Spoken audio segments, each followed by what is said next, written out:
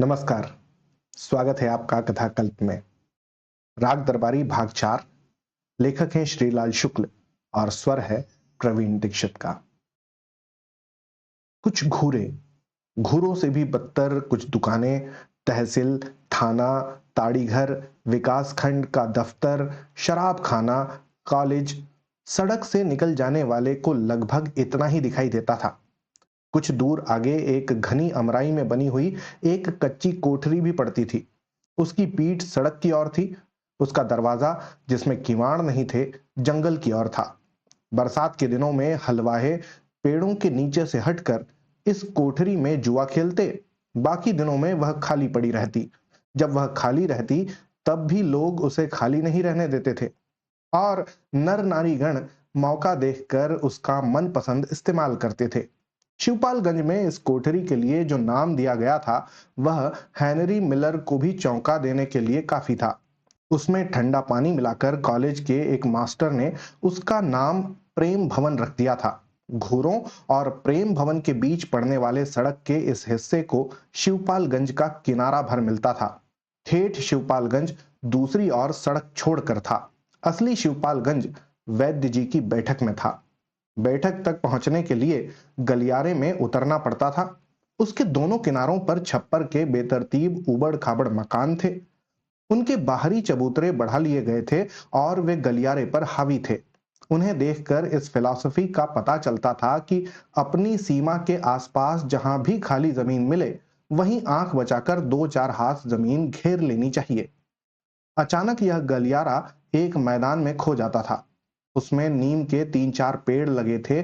जिस तरह वे पनप रहे थे उससे साबित होता था कि वे वन महोत्सवों के पहले लगाए गए हैं।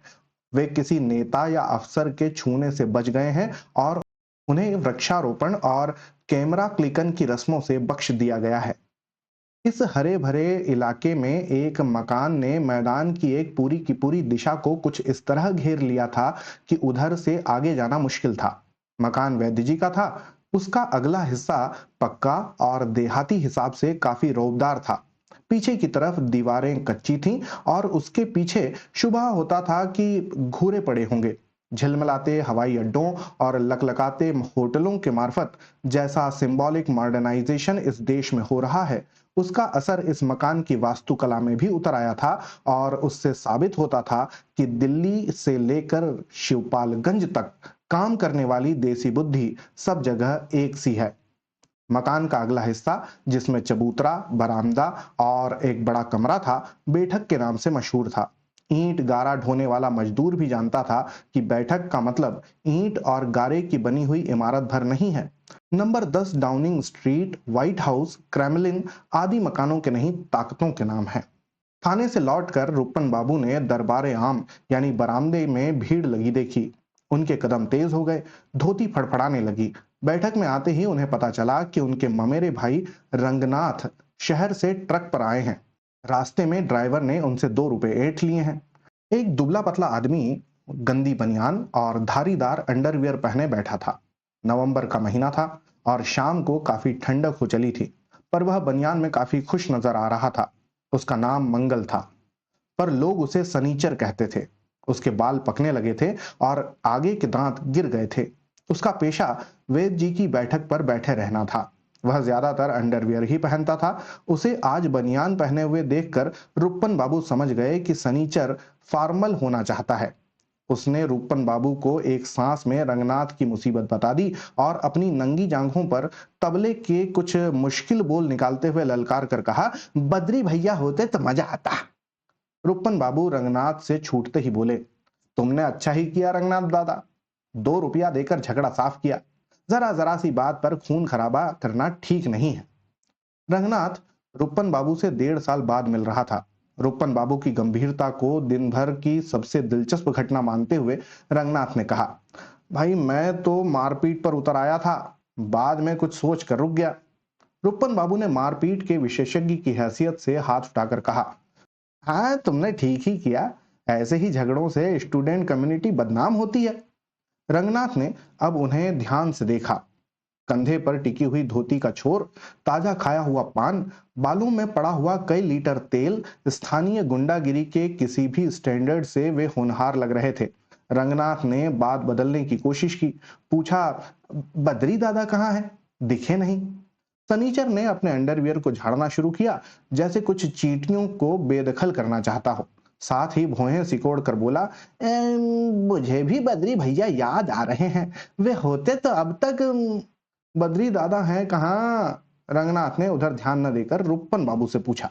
रुपन बाबू बेरुखी से बोले, सनीचर बता तो रहा है, मुझसे पूछ कर तो गए नहीं है। कहीं गए हैं, बाहर गए होंगे, आ जाएंगे, कल परसों अतरसों तक तो आ ही जाएंगे। उनकी बात से पता चलना मुश्किल था कि बद्री उनके सगे भाई हैं और उनके साथ एक ही घर में रहते हैं। रंगनाथ ने जोर से सांस खींची। सनीचर ने फर्श पर बैठे बैठे अपनी टांगें फैला दी। जिस्म के जिस हिस्से से बाईं टांग निकलती है, वहां उसने खाल का एक टुकड़ा चुटकी में दबा लिया। दबाते ही उसकी आंखें मुंद गईं और चेहरे पर तृप्ति और संतोष का प्रकाश फैल गया। धीरे धीरे चुटकी मसलते हुए उसने भेड़िए की तरह मुंह फैलाकर जम्हाई ली। फिर ऊंघती हुई आवाज में कहा, रंगनाथ भैया शहर से आए हैं, उन्हें मैं कुछ नहीं कह सकता, पर कोई किसी गंजहा से 2 रुपए तो क्या, 2 कौड़ी भी ऐंठ ले तो जाने। गंजहा शब्द रंगनाथ के लिए नया नहीं था। यह एक तकनीकी शब्द था जिसे शिवपालगंज के रहने वाले अपने लिए सम्मान सूचक पद की तरह इस्तेमाल करते थे। आसपास के गांवों में भी बहुत ही से शांति के पुजारी मौका पड़ने पर धीरे से कहते थे, तुम इसके मुंह ना लगो, तुम जानते नहीं हो, यह साला गंजहा है। फर्श पर वहीं एक 14-15 साल का लड़का भी बैठा था। देखते ही लगता था वह शिक्षा प्रसार के चकमे में नहीं आया है। सनीचर की बात सुनकर उसने बड़े आत्मविश्वास से कहा, शहराती लड़के जरा सीधे होते हैं, कोई मुझसे रुपया मांग कर देखता तो। कहकर उसने हाथ को एक दायरे के भीतर हवा में घुमाना शुरू कर दिया। लगा किसी लॉरी में एक लंबा हैंडल डालकर वह उसे बड़ी मेहनत से स्टार्ट करने जा रहा है। लोग हंसने लगे, पर रुपन बाबू गंभीर बने रहे। उन्होंने रंगनाथ से पूछा, तो तुमने ड्राइवर को रुपए अपनी मर्जी से दिए थे या उसने धमका कर छीन लिए थे? रंगनाथ ने यह सवाल अनसुना कर दिया और उसके जवाब में एक दूसरा सवाल किया, अब तुम किस दर्जे में पढ़ते हो रुपन? उनकी शक्ल से लगा कि उन्हें यह सवाल पसंद नहीं है। वे बोले, 10th क्लास में हूं। अब तुम कहोगे कि उसमें तो मैं पिछले 2 साल से था, पर मुझे तो शिवपालगंज में इस क्लास से बाहर निकलने का रास्ता ही नहीं सूझ पड़ता। तुम जानते नहीं हो दादा, इस देश की शिक्षा पद्धति बिल्कुल बेकार है। बड़े बड़े नेता यही कहते हैं, मैं उनसे सहमत हूं। फिर तुम इस कॉलेज का हाल नहीं जानते। लुच्चों और शोहदों का अड्डा है। मास्टर पढ़ाना लिखाना छोड़कर सिर्फ पॉलिटिक्स भिड़ाते हैं। दिन रात पिताजी की नाक में दम किए रहते हैं कि यह करो वह करो, तनख्वाह बढ़ाओ, हमारी गर्दन पर मालिश करो। यहाँ भला कोई इम्तिहान में पास हो सकता है? कुछ बेशर्म लड़के भी हैं जो कभी कभी इम्तिहान पास कर लेते हैं, पर उससे। कमरे के अंदर वैद्य जी मरीजों को दवा दे रहे थे। अचानक वे वहीं से बोले, शांत रहो रुपन, इस कुव्यवस्था का अंत होने ही वाला है। जान पड़ा कि आकाशवाणी हो रही है। घबराओ नहीं वासुदेव, कंस का काल पैदा होने ही वाला है। रुपन बाबू शांत हो गए। रंगनाथ ने कमरे की ओर मुंह करके जोर से पूछा, अब मामा जी, आपका इस कॉलेज से क्या ताल्लुक है? ताल्लुक? कमरे में वैद्य जी की हंसी बड़े जोर से गूंजी। तुम जानना चाहते हो कि मेरा इस कॉलेज से क्या संबंध है? रुपन, रंगनाथ की जिज्ञासा शांत करो। रुपन ने बड़े कारोबारी ढंग से कहा, पिताजी कॉलेज के मैनेजर हैं, मास्टरों का आना जाना इन्हीं के हाथ में है। रंगनाथ के चेहरे पर अपनी बात का असर पड़ते हुए उन्होंने फिर कहा, ऐसा मैनेजर पूरे मुल्क में ना मिलेगा। सीधे के लिए बिल्कुल सीधे हैं और हरामी के लिए खानदानी हरामी। रंगनाथ ने यह सूचना चुपचाप हजम कर ली और सिर्फ कुछ कहने की गरज से बोला, और कोऑपरेटिव यूनियन के क्या हाल है? मामा जी उसके भी तो कुछ थे। थे नहीं, हैं। रुपन बाबू ने जरा तीखेपन से कहा, मैनेजिंग डायरेक्टर थे, हैं और रहेंगे। वैद्य जी थे, हैं और रहेंगे। अंग्रेजों के जमाने में वे अंग्रेजों के लिए श्रद्धा दिखाते थे।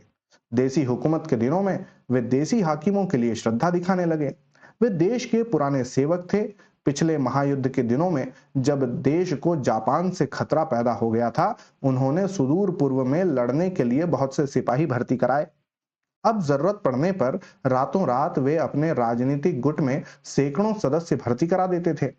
पहले भी वे जनता की सेवा, जज की इजलास में जूरी और असेसर बनकर, दीवानी के मुकदमों में जायदादों के सिपुर्ददार होकर और गांव के जमींदारों में लंबरदार के रूप में करते थे।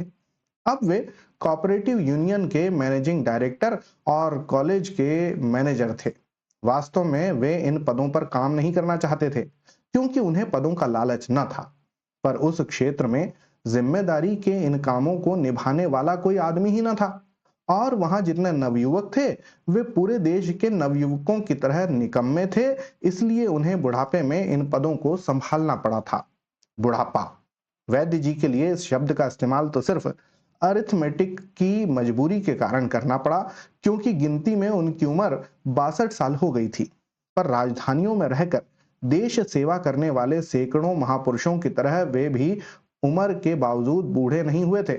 और उन्हीं महापुरुषों की तरह वैद्य जी की यह प्रतिज्ञा थी कि हम बूढ़े तभी होंगे जबकि मर जाएंगे, और जब तक लोग हमें यकीन न दिला देंगे कि तुम मर गए हो, तब तक अपने को जीवित ही समझेंगे और देश सेवा करते रहेंगे।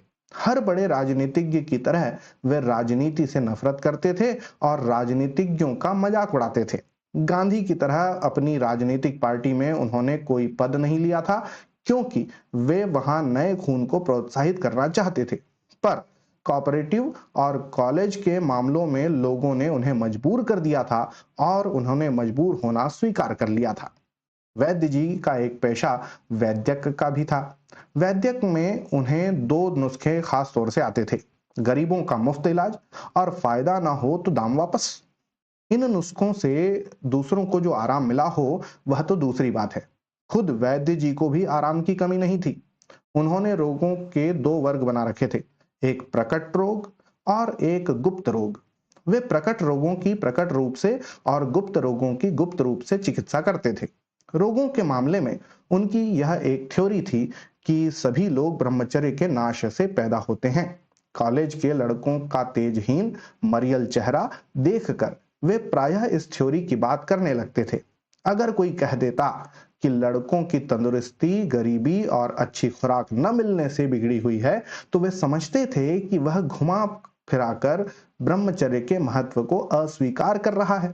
और चूंकि ब्रह्मचर्य को न मानने वाला बदचलन होता है, इसलिए गरीबी और खुराक की कमी की बात करने वाला भी बदचलन है। ब्रह्मचर्य के नाश का क्या नतीजा होता है, इस विषय पर वे बड़ा खौफनाक भाषण देते थे। सुकरात ने शायद उन्हें या किसी दूसरे को बताया था कि जिंदगी में 3 बार के बाद चौथी बार ब्रह्मचर्य का नाश करना हो तो पहले अपनी कब्र खोद लेनी चाहिए।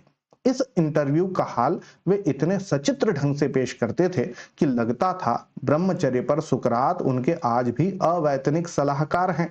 उनकी राय में ब्रह्मचर्य न रखने से सबसे बड़ा हर्ज यह होता था कि आदमी बाद में चाहने पर भी ब्रह्मचर्य का नाश करने लायक नहीं रह जाता था। संक्षेप में उनकी राय थी कि ब्रह्मचर्य का नाश कर सकने के लिए ब्रह्मचर्य का नाश न होने देना चाहिए।